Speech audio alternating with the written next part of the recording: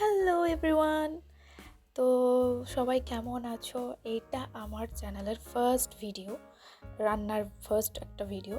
অনেক আগে একটা ভিডিও ছেড়েছিলাম তো বিউটি নিয়ে, তো তারপরে সেটা আমার আর কন্টিনিউ করা হয়নি। তো ভাবলাম একটা ব্লগিং চ্যানেলই খুলি। তো আমি এখানে মাঝে মধ্যে ব্লগ দেবো, মিনি ব্লগ, বড় ব্লগ সবই। তো আজকে আমাদের বাড়িতে একটা অনুষ্ঠান ছিল, তো তার জন্য পনিরের রান্না করা ছিল। প্রায় 15 জনের মতো রান্না হচ্ছিল। তো এখানে দেখো, ফার্স্টে পনিরটাকে পিস পিস করে কেটে নেবে। তারপরে একটা কড়াইতে সাদা তেল গরম করে ওই পনিরের টুকরোগুলোকে ছেড়ে দেবে। একটা হালকা মিডিয়াম টাইপের লাল রঙের একটা ভাজা হয়ে গেলে, মোটামুটি একটা লালচে টাইপের ভাজা হয়ে গেলে, সেটা হচ্ছে নুন আর জল অন্য একটা কড়াইতে গরম করে সেখানে দিয়ে দেবে। তারপরে ওটার মধ্যেই ভেজানো থাকবে। তারপরে একটা মিক্সির যে বোলটা থাকে সেটার মধ্যে, আমরা এখানে যেহেতু 15 জনের, তাই 2টো টমেটোকে মোটামুটি একটা পিস করেছি এবং কিছুটা চাল মগজ আর 4-5টে কাঁচা লঙ্কা দিয়ে বেটে নিয়েছি। আমরা এটা দুবারে করেছি, কাঁচা লঙ্কাটা একবারই দিয়েছি, কিন্তু বাকি টমেটো আর যে চার মগজটা ছিল সেটা আমরা দুবারে গ্রাইন্ড করেছি, না হলে হচ্ছিল না। তো তারপরে আমরা রসুন যেটা ছিল সেটা আমরা প্রায়, যেহেতু 15 জনের, প্রায় 25 কোয়া মতো আমরা নিয়েছিলাম, তো সেটাকে গ্রাইন্ড করে নিয়েছিলাম।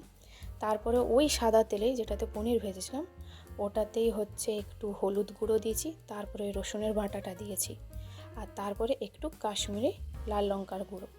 হ্যাঁ, এটাতে একটু হালকা রং হয়, ওই জন্যই হচ্ছে যাতে একটু দেখতে একটু বেশি ভালো লাগে খাবার, মানে আমরা যেটা রান্না করছি সেটা, তো তার জন্য কাশ্মীরি লঙ্কার গুঁড়ো দেওয়া হয়েছে।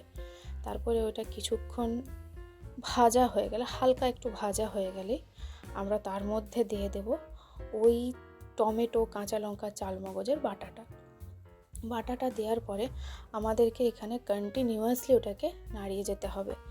মাঝে মধ্যে, হ্যাঁ অবশ্যই হাত ব্যথা হলে তো আর সবসময় নাড়ানো যাবে না, তাহলে অল্প একটু মাঝে মধ্যে রেস্ট নেবে, দিয়ে তারপর হচ্ছে নাড়াতে থাকবে। এরকমভাবে নাড়াতে নাড়াতে তারপরে দেখবে ওইটা ধীরে ধীরে একটু একটু করে শক্ত হয়ে আসছে। যখনই দেখবে যে জলটা শুকিয়ে গেছে, ঠিক তারপরেই মানে বুঝতে পারবে যে ওটার থেকে তেল বেরিয়ে আসছে। আর চার মগজের এই যে আমরা যে মশলাটা যেটা কষছি, এটা একটু ছিবড়ে ছিবড়ে টাইপের হয়ে যাবে। দেখো এখানে আমার প্রায় লেগে লেগে আসছে, এটা ধীরে ধীরে হচ্ছে, তো লেগে লেগে আসছে। এবারে প্রায় ছিবড়ে ছিবড়ে টাইপের যখন একটু হয়ে যাবে, তো এরপরেই আমরা হচ্ছে পনির বাটার মশলা যেটা থাকে সেটা হচ্ছে দিয়ে দিয়েছি। তারপরে একটু নেড়ে নেওয়ার পরে আমরা পুরো এখানে পনিরের যা ছিল পুরো নুন জল সমেত পুরোটাই ঢেলে দিয়েছি। ঢালার সময় এতটাই, আমি যেহেতু এক হাতে ফোন ধরেছিলাম, তো ঢালার সময় অনেকটা মশলা অনেকটা বাইরে পড়ে গেছিলো। তো যাই হোক, পরে আবার ওটাকে মুছে নিয়েছিলাম। তো তারপরে এটা আমার বাবা রান্না করছে, বাবা আর আমি দুজন মিলে করেছিলাম।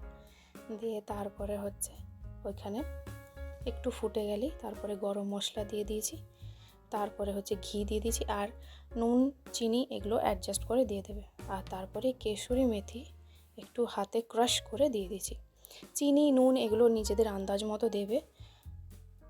আর তারপরে একটু নাড়িয়ে নিয়ে তারপরে আমরা সেটাকে একটু রেখে দেবো যাতে একটু ফুটে ওঠে।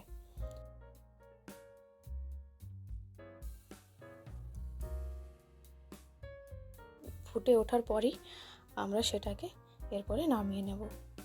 আর তারপরেই রেডি পনিরের একটা তরকারি। আশা করি খেতে খুব ভালো লাগবে। আর তোমাদের যদি এই ভিডিওটা ভালো লাগে তাহলে অবশ্যই লাইক, কমেন্ট এবং সাবস্ক্রাইব করে দিও আমার চ্যানেলটাকে। Thank you.